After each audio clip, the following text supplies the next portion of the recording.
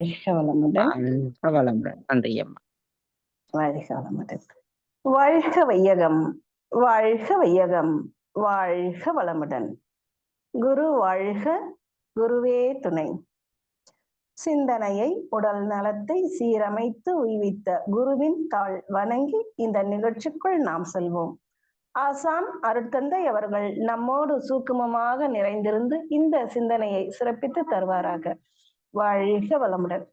Sky Norway அனைத்து பொறுப்பாளர்களுக்கும் இணைப்பில் உள்ள அனைத்து மெய் அன்பர்களுக்கும் மிக சிறப்பாக தவத்தினை நடத்தி கொடுத்த நகுலேஷ் ஐயா அவர்களுக்கும் இனிய வணக்கங்களும் வாழ்க வளமுடன் வாழ்த்துக்களையும் தெரிவித்துக் கொள்கிறோம். வாழ்க வளமுடன். அன்பும் கருணையும். இறைநிலையானது அன்பும் கருணையும் நிறைந்தது. இறைநிலையோட தன்மையை பார்த்தோம்னா அன்பும் கருணையுமா தான் இருக்குது. இறைவனை அறிந்தால் அன்பு மலரும். இறைநிலைன்றது இருக்க ஆற்றல், எல்லாத்தையுமே தங்கூட இழுத்து பிடித்து வைத்துக் கொள்வது. ஐயன் திருவள்ளுவர் அவர்கள் சொல்லும் பொழுது, அன்பிலார் எல்லாம் தமக்குரியர், அன்புடையார் என்பும் உரியர் பிறர்க்குன்னு சொல்றாரு. அன்பு இல்லாதவங்க எல்லாத்தையும் எனக்கு எனக்கு எனக்குன்னு அப்படிதான் எல்லாத்தையும் நினைப்பாங்க. தனக்கு மட்டுமே, தன்னை மட்டுமே பத்தியே சிந்திப்பாங்க. ஆனா அன்புடையவர்கள் தன்னோட உடல், பொருள், ஆவி எல்லாமே இந்த சமுதாயத்துக்காக தான், மற்றவர்களுக்காக தான் அப்படின்னு நினைத்து வாழ்வார்கள். அப்படிதான் அவங்க செயல்படவும் செய்வாங்க. ஏன்னா இறைத்தன்மை அன்பும் கருணையுமாக இருக்கிறதால அன்பு நிறைந்தவர்கள் அந்த மாதிரியான செயல்கள் தான் செய்வாங்க. ஒருத்தர் ஏதாவது ஒரு கஷ்டத்துல இருக்கிறாருன்னா பரிதாபப்படுறோம், பச்சாதாபப்படுறது அன்பு. ஆனா அன்பு மட்டும் இருந்தா போதுமானா கண்டிப்பா அது பத்தாது. அவரோட துன்பத்தை போக்கணும், இல்ல அவங்க கஷ்டத்துல நீக்கிறதுக்கு நாம ஏதாவது ஒரு செயல் செய்கிறோம் பார்த்தீங்களா, அதுதான் கருணை. கருணை இருந்தால்தான் அந்த செயல் செய்ய வரும். அரவணைத்து பிடித்து கொள்வது அன்பு. அந்த பிடித்து கொண்டிருப்பதற்கு தேவையான வளர்ச்சிக்கு தேவையானவற்றை உதவுவது கருணையாக இருக்குது. இறைநிலைன்றது எல்லாத்தையும் இழுத்து பிடித்து வைத்து கொண்டிருக்கிறது. அதுதான் அன்பு. தேவையான எல்லாவற்றையும் கொடுத்து கொண்டும் இருக்கிறது. அது கருணை. அதைத்தான் ப்ராவிடன்ஸ் அப்படின்னு சொல்லுவாங்க. இறைவனுக்கு அன்பும் கருணையும் இருக்கிறதுக்கு நாம பல நிகழ்ச்சிகள்ல கவனித்திருக்கலாம். அந்த அன்பும் கருணையும் தான் இறைநிலையோட தன்மை. அது எப்படி மக்களை பாதுகாக்குதுன்றத பல நிகழ்ச்சிகளை நம்ம பார்த்திருந்தா, கவனிச்சிருந்தா நம்மளால உணர்ந்திருக்க முடியும். இரையாற்றல்ன்றது எல்லா இடத்துலயும் நிறைஞ்சு இருக்குது. ஜப்பான்ல அணுகுண்டு வீச்சு நடந்தது இல்லைங்களா? அப்ப பாருங்க, காற்றுன்றது எல்லா இடத்துலயும் தான் இருக்கு, நிறைஞ்சு இருக்கு இல்லையா? அப்ப எப்படி நமக்கு பஞ்சபூத நகரத்துல சொல்றோம் இல்லையா, 10 மைல் உயரம் வரை அடர்த்தியாகும், அதற்கு மேல் சற்று லேசா. அப்ப பாருங்க, இந்த பூமியில 10 மைல் உயரம் வரைக்கும் அடர்த்தியாவும் இருக்குது, எல்லா இடத்துலயும் இருக்குது. அப்போ காற்று எல்லா இடத்துலயும் இருக்கும்போது அந்த அணுகுண்டு வீச்சினால ஏற்பட்ட அந்த பாதிப்பு, அந்த விஷவாயு தாக்குதல் பார்க்கும் பொழுது அப்ப எல்லா இடத்துலயும் இருந்ததுன்னா கண்டிப்பாக இல்லை. ஒரு 100 கிலோமீட்டர் சதுர வழி வரைக்கும் அது இருந்தது. அதன் பிறகு பாத்தீங்கன்னா கொஞ்சம் கொஞ்சமாக அதனோட தாக்கம் குறைந்து போயிருச்சு, நீர்த்து போயிருச்சு. அப்படி பார்க்கும் பொழுது அந்த இரையாற்றலோட தன்மை பாருங்க, ஒரு குறிப்பிட்ட எல்லைக்கு மேல அது முழுவதுமா இல்லாமலே போயிடுது. அப்போ இரையாற்றலோட சுற்றுப்புற சூழ்ந்தழுத்தும் ஆற்றல் காரணமாக அந்த விஷத்தன்மைன்றது ஒரு குறிப்பிட்ட எல்லைக்கு மேல விரிய முடியல. அந்த மாதிரிதான் நம்ம பார்த்தோம்னா அந்த போபால் விஷவாயு அது ஒரு ஒரு 40-50 வருடம் முன்னாடி நடந்த விஷயம் இல்லைங்களா? அந்த அந்த கம்பெனி இருந்த இடத்துக்கிட்ட ட்ரெயின்ல போனவங்களை கூட அந்த இடத்துல பாதிப்பு இருந்தது. ஆனா அதே அந்த இதுலயே பார்த்தோம்னா ஒரு குறிப்பிட்ட எல்லைக்கு மேல அந்த விஷவாயுவோட தாக்குதல் இல்லை. அங்க இருந்தவங்களுக்கே அந்த எல்லைக்கு வெளியில இருந்தவங்களுக்கு ஒரு பிரச்சனை இல்லாம போனது இல்லையா? இதுதான் இரையாற்றலோட அன்பும் கருணையும். அந்த குறிப்பிட்ட அந்த சுற்றுப்புற சூழ்ந்தழுத்தும் ஆற்றலால அது என்ன ஆகுதுன்னா படிப்படியாக அந்த தன்மையை நீர்த்து போக செய்யுது. இதுதான் இறையாற்றலோட மிகப்பெரிய கருணையாக இருக்குது. அந்த மாதிரி நம்ம ரோட்ல போறோம், வீட்ல இருக்கிறோம். நம்ம வீட்டுக்கு வெளியில நெறைய வாகனங்கள் போகுது. எவ்வளோ சத்தம்! பக்கத்துல வீட்டு வேலை நடக்குதுன்னு வச்சுக்கங்க. நம்ம வீடு இருக்கு, பக்கத்து வீடு கட்டிக்கிட்டு இருக்காங்க. அப்டின்னா, அப்பவும் எவ்ளோ சத்தம் தொடர்ந்து எழுப்பிக்கிட்டே தானே இருக்கிறாங்க. அந்த சத்தம், வாகனங்களோட ஒலி அதெல்லாம் எங்க போதுங்க? கொஞ்ச நேரத்துல பார்த்தோம்னா, நம்ம அந்த இடத்த விட்டு நகர்ந்தோம்னாலே வந்து காணாம போயிடும். இல்ல நம்ம ஒரு ட்ரெயின்ல போயிட்டுருக்கோம் அப்டின்னா, பக்கத்து ட்ராக்ல இன்னொரு ட்ரெயின் வருது அப்டின்னா, அந்த ஹாரன் சத்தம் பார்த்தா எவ்ளோ அதிகமா இருக்கும். ஆனா பாருங்க, அது ஈவன் ஒரு நிமிஷம் கூட அந்த சவுண்ட் நம்ம அந்த நேரம் நம்ம காத அடைச்சுக்கிறோம். சத்தத்தோட தாங்க முடியாம. ஆனா, அது பிறகு பாருங்க, ஒரு நிமிஷத்துலயே அந்த சத்தம் இல்லாம போகுது இல்லைங்களா? அது எங்க கரைந்து போகுது? அப்ப அத மாரி அந்த கரைந்து போக செய்தது யாரு? அந்த ஒலி அலைகளோட சத்தத்த மாற்றி, காதுகளுக்கு கேட்காத வகையில, அந்த டெசிமல மாற்றினது யாரு? அப்படி இல்லாம அந்த சத்தம் அப்படியே இருந்தா என்ன ஆகும்? கொஞ்சம் நெனச்சு பார்த்தோம்னா, நம்ம நெலைமைய கொஞ்சம் நெனச்சு பாருங்களேன். அப்படியே எல்லாருக்குமே ஒரு பைத்தியம் பிடிச்சிரும்ல. தொடர்ந்து ஒரு சத்தத்திலேயே இருக்கும்பொழுது என்ன ஆகும் மனிதர்களோட நெலைமை? ஒரு சில நேரம் நம்ம ஏதாவது ஒரு ஃபங்ஷன் போறோம். அ இல்ல வேற ஏதாவது ஒரு இதுக்கு போம்போது, அங்க சவுண்ட் அதிகமா வச்சு பாட்டு, நடனம், ஒரு கேளிக்கை நிகழ்ச்சிகள், இல்ல வேற ஏதாவது அளவுக்கு அதிகமா சத்தமா இருந்தா, அந்த சத்தத்துல இருக்க வேண்டிய சூழ்நிலை இருந்தாலே, நமக்கு வந்து அந்த ஒவ்வாத தன்மை ஏற்பட்டு தலைவலி வந்துருது இல்லையா? அப்படி இருக்கும்பொழுது, இந்த மாரியான சத்தத்த எல்லாம் வந்து நீர்த்து போக செய்வது யாரு? இது எல்லாமே பார்க்கும்பொழுது, இறையாற்றலோட அன்பும், கருணையும் தான். அந்த அன்பு தான் வந்து நம்ம இது பண்ணி, நம்ம ஈர்த்து பிடித்துக்கொண்டு, கருணை வந்து அந்த சத்தத்த வந்து நீர்த்து போக செய்து, மனிதர்கள் வந்து அவரவர்கள் வேலைய செய்வதற்கு, அவரவர்களோட இது தொடர்ந்து வாழ்க்கை நடத்துவதற்கு துணையாக இருக்குது. இப்போ ஒரு முறை சுவாமிஜி கிட்ட வந்து நம்ம பேராசிரியர்கள்லாம் கேட்டுருக்கிறாங்க.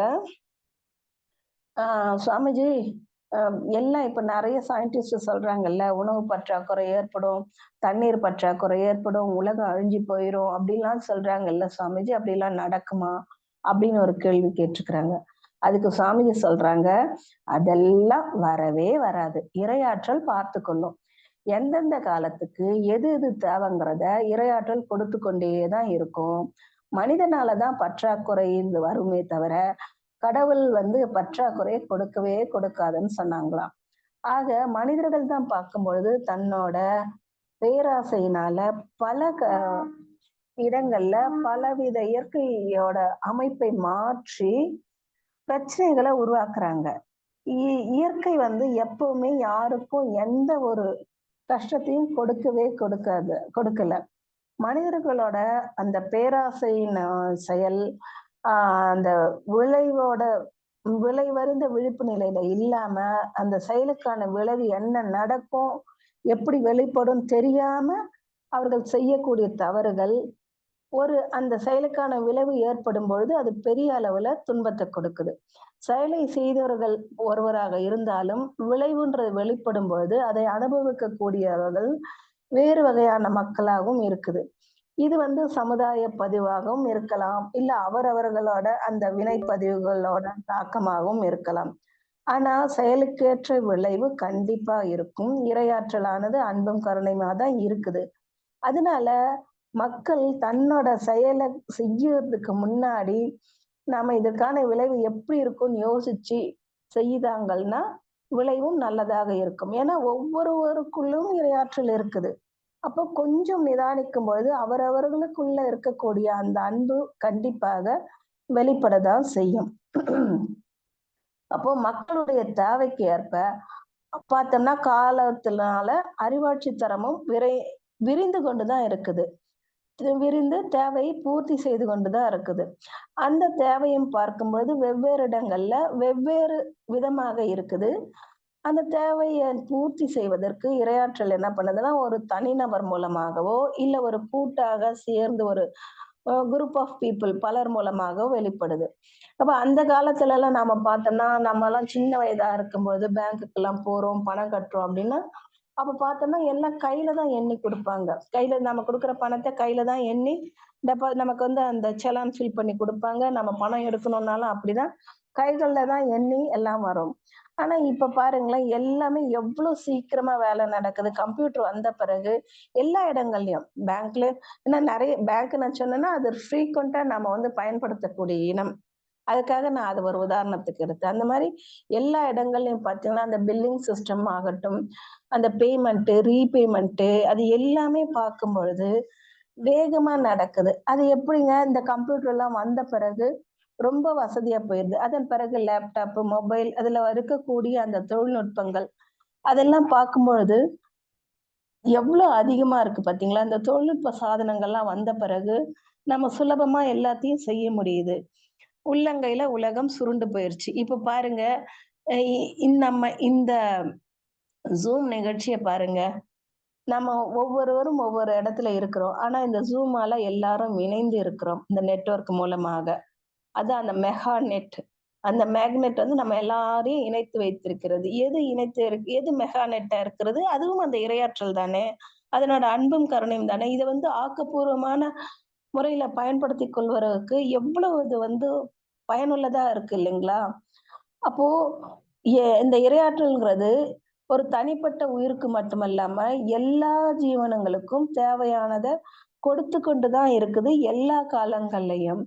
அப்போ அது வந்து ஆக்கப்பூர்வமான வழியில பயன்படுத்துறவங்களுக்கு நல்ல பயனுள்ளதாக இருக்கும். ஆனா இதையே பார்க்கும் பொழுது, ஒரு சிலர் மாறான வழியிலும் பயன்படுத்துறாங்க. அதற்கான விளைவும் கடைசியில அனுபவிக்கிற மாரி இருக்குது.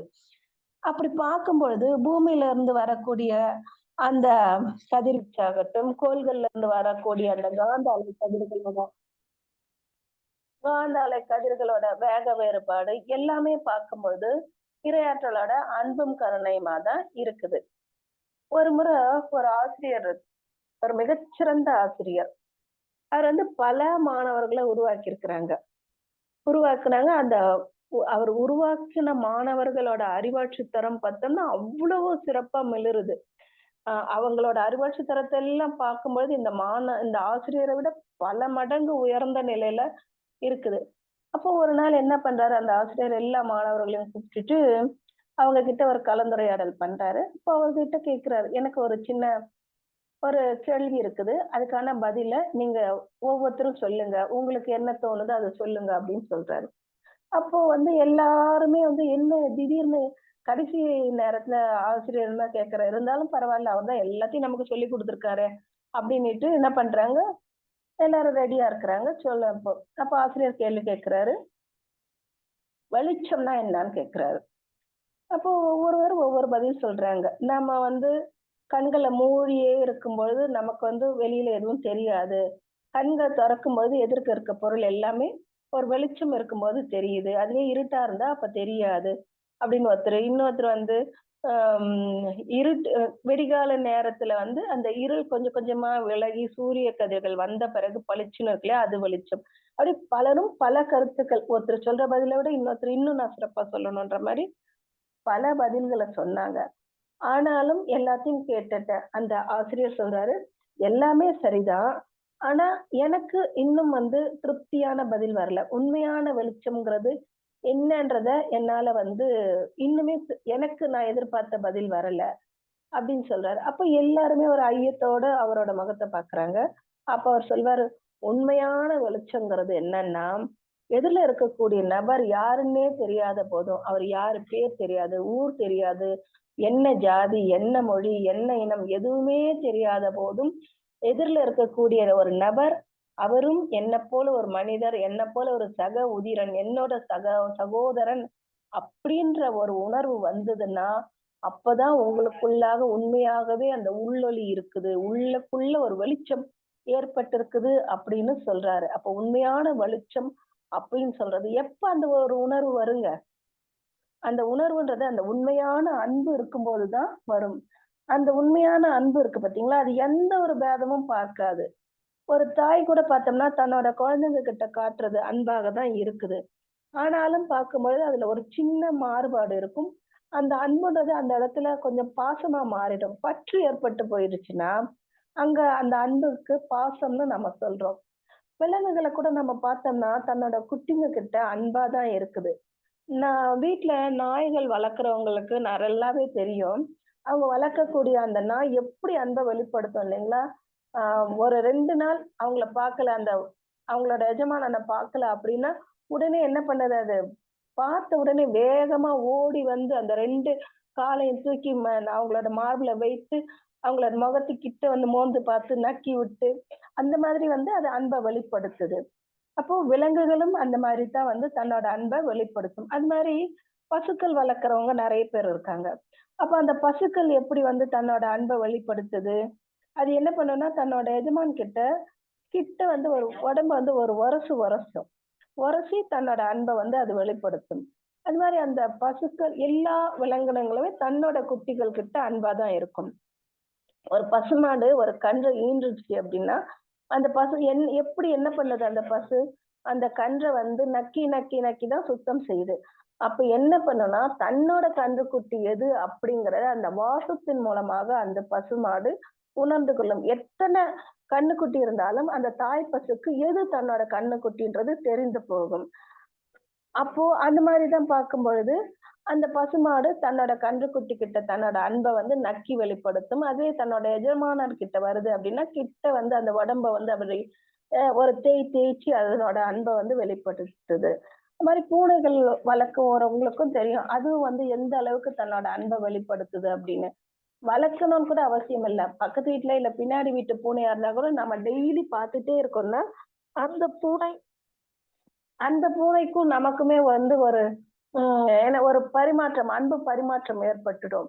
நம்ம பார்க்குறோம், அது கண்கள பார்த்து, "வா சாப்பிடு" அப்படின்னா, அப்படியே நம்ம பார்க்கும். நம்ம வச்சுட்டு போற வரையிலும் வெயிட் பண்ணும். அதுக்கப்புறம் நம்ம வச்சுட்டு போன பிறகு அது வந்து சாப்பிடுது.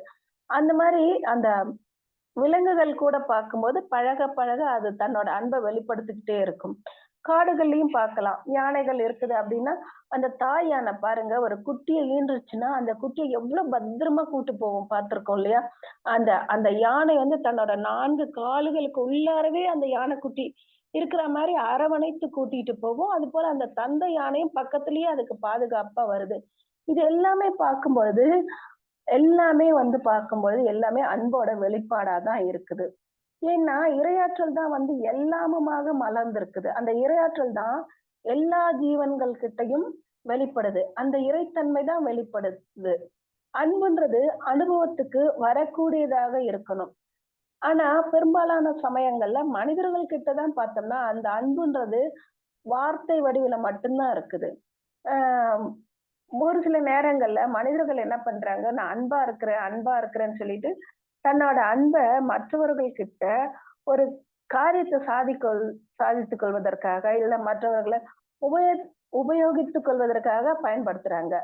அதெல்லாம் வந்து நம்ம வந்து சிந்தித்து செயல்படணும். ஆனா, இப்ப மனவளக்கலைக்கு வந்த பிறகு, நம்ம ஒவ்வொரு செயலுக்கும் ஒரு விளைவு உண்டுன்ற அந்த தெளிவு நமக்கு தெரிந்த பிறகு, கண்டிப்பாக நம்ம சுவாமிஜிய ஃபாலோ பண்றவங்க இந்த மாதிரியான வேலைகள் செய்ய மாட்டாங்க. சிந்தித்து தான் செயல்படுவாங்க. அன்புன்றது என்ன பார்த்தோம், நம்ம உயிரோட பண்பாக இருக்கிறது. ஏன்னா, அதுதான் இரையாற்றல் தான் எல்லா உயிராகவும் மலர்ந்து இருக்குதுன்றத நம்ம தெரிஞ்சுக்கிட்டோம் இல்லைங்களா? அப்படி பார்க்கும்பொழுது, இந்த அன்புன்றது கண்டிப்பாக எல்லா உயிர்களோட பண்பாக இருக்குது. எப்படி மலர்களுக்கு மனம் இருக்கிறதோ, அதுபோல உயிர்களுக்கு மனம் சொல்லக்கூடியது அன்பாக இருக்கிறது. மலர்கள் வந்து மலரும்பொழுது எல்லா இடங்களுக்கும் ஒரே மாதிரி தான் மணத்த வீசுது. ஒரு மல்லிகை மலருது அப்படின்னா, அது வளர்த்தவங்களுக்கு ஒரு மாதிரியும், விற்கிறவங்களுக்கு ஒரு மாதிரியும், வாங்குறவங்களுக்கு ஒரு மாதிரியும் அந்த மணத்த கொடுக்கதில்ல. எல்லா இடத்துலயும் ஒரே மாதிரி தான் இருக்குது. அந்த மாதிரி தான் மனிதர்களோட தன்மையும் இருக்கணும். ஆனா, மனிதர்கள் என்ன பண்றாங்கன்னா, பல வேறுபாடுகள் இருக்குது. பல்வேறுபட்ட தன்மைகளோட வந்திருக்கிறதால, நாம வந்து அன்புமயமாக மாறணும். நம்மோட தன்மை அன்பாகவே இருக்கணும். அதற்கு தான் நமக்கு வந்து நம்ம அருட்தந்தை பல வழிமுறைகள கொடுத்திருக்கிறாங்க. வழிகாட்டுனது மட்டுமல்லாம, அந்த நிலையில அவங்க வாழ்ந்தும் காட்டியிருக்கிறாங்க. ஆம்.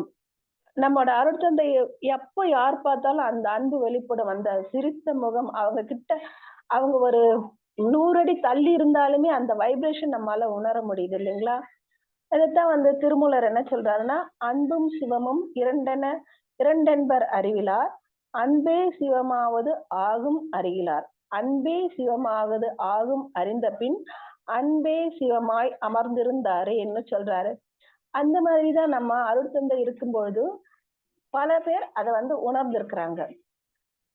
அப்போ மக்கள் என்ன பண்றாங்க, தன்னோட அன்ப வந்து செயல்கள்ல இருந்து காட்டியிருக்கிறாங்க. பல பேர் அந்த மாதிரி வந்து இந்த மாரி ஆன்மீகத்துல வந்தவங்க இல்லாம, பொது வாழ்க்கையில ஒரு சாதாரண வாழ்க்கை வாழ்ந்தவங்களும், அவர்களோட செயல்கள்ல அந்த அன்ப வெளிப்படுத்தியிருக்கிறாங்க. பல பேர் அந்த மாரி இருக்கிறாங்க, இருந்தாங்க. அதுல நம்ம இப்போ ஒருத்தர பத்தி நினைவு கூரப் போறோம். அவரு பேர் சொன்னாலே எல்லாருக்குமே நல்லா தெரியும்.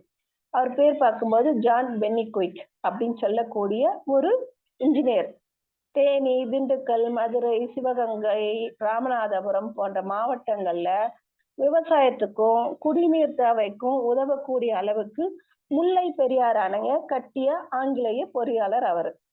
வைகை நதி வடி நிலப்பரப்புல இருக்கக்கூடிய இந்த மாவட்டங்கள்ல பல நேரங்கள்ல பார்த்தோம்னா, மழை பொய்த்து போயி பெரிய அளவுல உணவு பஞ்சம் ஏற்படுது. மக்கள் ரொம்ப பாதிக்கப்படுறத பார்க்குறாரு.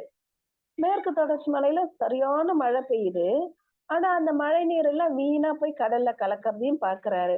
அப்ப அவரு யோசிக்கிறாரு, இந்த மலைக்கு நடுவால ஒரு அணைய கட்டி, அது வந்து வடக்கு பகுதிக்கு நாம திருப்பி விட்டுட்டோம்னா, வறண்ட நிலங்கள்லாம் வளமாக மாத்த முடியும் அப்படின்னு நினைச்சு திட்டம் தீட்டி, பல இன்னல்களுக்கு இடையில கஷ்டப்பட்டு 3 ஆண்டுகளா பாடுபட்டு ஒரு அணைய கட்ட ஆரம்பிக்கிறாங்க. கவர்மெண்ட் கிட்ட ஆ ஆர்டர் வாங்கி கவர்மெண்ட் கிட்ட உதவி பணத்தையும் பெற்று அவங்க கட்டிக்கிட்டு இருக்கிறாங்க. அப்படி கட்டிக்கிட்டு இருக்கும் பொழுது, இடையில என்ன ஆகுது, திரும்ப ஒரு சரியான மழை, கா காட்டாற்று வெள்ளம். கட்டிக்கிட்டு பாதி அளவு கட்டி முடித்த அந்த அணை வந்து அடித்து கொண்டு போயிடுது. அதன் பிறகு என்ன பண்றாங்க, பிரிட்டிஷ் கவர்மெண்ட் வந்து இதுக்கு மேல வந்து அந்த அணை கட்டுவதற்கு பணம் கொடுக்க மாட்டேன் அப்படின்னு நிறுத்திடுறாங்க. ஆனா, இவர் பென்னி குயிக் வந்து தன்னோட செயல்ல உறுதியா இருக்கிறாரு.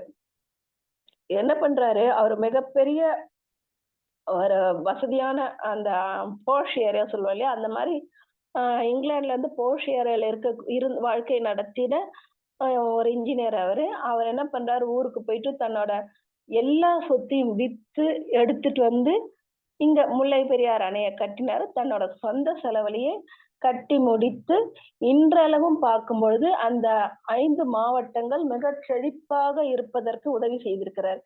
அதுதான் வந்து இப்போ ஆனா அந்த நன்றி செலுத்தும் விதமாக மக்கள் பார்க்கும்போது, ஒரு நாள் பொங்கல் வைத்து அவருக்கு நன்றி கடன திருப்பி செலுத்துறாங்க. அது ஒரு குறிப்பிட்ட நாள் வந்து பார்க்கும்போது, அங்க மக்கள் ஒரு பெரிய கொண்டாட்டமாகவே அத நடத்துக்கிறாங்க. இதெல்லாம் பார்க்கும்போது அவர் இதெல்லாம் எதிர்பார்த்து செய்தாரான்னா, கண்டிப்பாக கிடையாது. அவருக்குள்ளாக இருந்த அன்பு மலர்ந்ததால தான் இந்த அற்புதமான செயல அவர் சொந்த செலவிலேயே செய்து முடிக்கிறாரு. அன்புன்றது என்ன? மக்களுக்கு தேவையானத செய்து முடிக்கக்கூடிய செயல். அது வந்து கருணையாக வெளிப்பட்டு, இதை வந்து இந்த அணைய கட்டி முடிக்கிறாரு. அன்பை உணர்ந்தால் தானாகவே கருணை பிறக்கும். இது வந்து ஜீவகாந்தத்தின் மூலமாக எழும் இறைநிலையோட மலர்ச்சியாக இருக்குது. அப்படி பார்க்கும் பொழுது மனிதர்கள் கிட்ட இது வந்து ஜீவகாந்தத்தின் மூலமா இந்த மாரி செயல்ல வெளிப்படுது. இந்த மாரி பலர் இருந்திருக்கிறாங்க. இன்னைக்கு நம்ம நேரம் கருதி உதாரணத்துக்கு இவர மட்டும் எடுத்திருக்கோம். அப்போ மனிதர்கள் கிட்ட தான் இது அப்படின்னு பார்த்தோம்னா, அப்போ விலங்குகள் கிட்ட எப்படி? ஏன்னா விலங்குகள் ஒண்ண ஒண்ணு கொன்னு தானே சாப்பிடுது. அங்க ஏது அன்பும் கருணையும் அப்படின்ற கேள்வி எழுது இல்லைங்களா? ஆனா இயற்கை நியதிப்படி அந்த விலங்குகள் தனக்கு தேவையான உணவ தானே உருவாக்கிக் கொள்ள முடியாது. அதனால அது ஒன்றை ஒன்று அடித்து சாப்பிடுவதென்று பழக்கத்துல வந்ததால, அது வந்து அதற்கு பாவப்பதிவாவும் இருக்காது. ஆனா, அப்படி ஒரு விலங்கு இன்னொரு விலங்க சாப்பிடுதுன்னா, அது எது வந்து உணவா எடுத்துக்கொள்ளுதோ, அந்த விலங்குக்கு ஒரு சிறிய அளவுல மயக்கத்த உருவாக்கி, இன்னொரு விலங்கு தன்ன சாப்பிடுது அப்படின்ற உணர்வே இல்லாம, அதுவுமே அந்த மயக்க நிலையில அது ஒரு இன்ப உணர்வாக இருக்கும்படி தான் அந்த இரையாற்றல் பார்த்துக்கொள்ளுது. அப்படியாகத்தான் அங்க வந்து அன்பும், கருணையும் வெளிப்படுது. ஒரு பல்லி வந்து ஒரு பூச்சிய பிடிக்குது அப்படின்னா, அந்த பூச்சிக்கு தன் பார்வை மூலமாக ஒரு மயக்கத்த உருவாக்கி, அந்த பூச்சியானது மயக்க நிலையில இருக்கும் பொழுதே தான், அந்த பல்லி வந்து அந்த பூச்சிய சாப்பிடுது. இந்த மாதிரி தான் இந்த விலங்குகள் கிட்ட அந்த அன்பும், கருணையும் வெளிப்படுது. இப்போ நம்ம உடம்புல எடுத்துக்கிட்டோம்னா, அடிபட்டு காயம் வருதுன்னு வந்தா, ரத்தம் போய்க்கிட்டே இருந்தா என்ன ஆகும்? அந்த இடத்துல அளவுக்கு அதிகமா ரத்தம் வெளியில போனா உயிரே போயிடும். அப்போ இரையாற்றல் என்ன பண்ணுது? தொடர்ந்து அந்த இடத்துல ரத்தப்போக்கு போகாம இருப்பதற்காக, அத உறைந்து போவதற்காக, நம்ம உடல்லயே ஒரு ஏற்பாடு பண்ணி வைக்குதுங்களா, விட்டமின் கே அப்படின்னு சொல்லக்கூடிய ஒரு சத்து உடல்ல இருக்குது. அது என்ன பண்ணுது? அந்த ரத்தத்த உறைய வைக்குது. இந்த மாதிரி தான் அந்த இரையாற்றல் அந்த கருணை செயலாக வெளிப்படுது. அப்போ எல்லா இடங்களிலும் இந்த இறைநிலைன்றது அன்பும் கருணையுமாக வெளிப்பட்டு கொண்டே தான் இருக்குது. அதை நம்ம எந்த அளவு உணர்ந்து கொள்கிறோமோ, அந்த அளவுக்கு தான் நம்ம இறை வழிபாடு செய்கிறோம்னு அர்த்தமாகுது. அப்போ இயற்கையோட இணைந்த வழியில நம்ம வாழும் பொழுது, அதுதான் இறைநிலையை உணர்ந்து அன்பும் கருணையுமாக நடப்பதாகவும் இருக்கும். அதுதான் அறநெறி வாழ்க்கை வாழ்வதற்கும் வழிவகுக்கும்.